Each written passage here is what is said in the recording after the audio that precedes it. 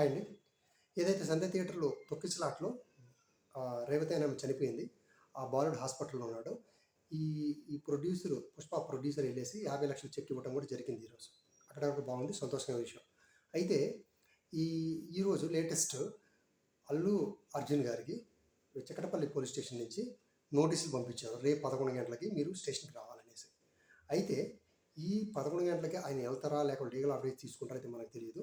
11 గంటలకి స్టేషన్‌కి రావాలని చెప్పారు. దాంతో పాటు ఆయన బెయిల్ పైన ఉన్నారు 4 వారాలు. ఈ బెయిల్ రద్దు చేయడానికి కూడా సుప్రీంకోర్టుకి వెళ్ళేదానికి రెడీగా ఉన్నారు.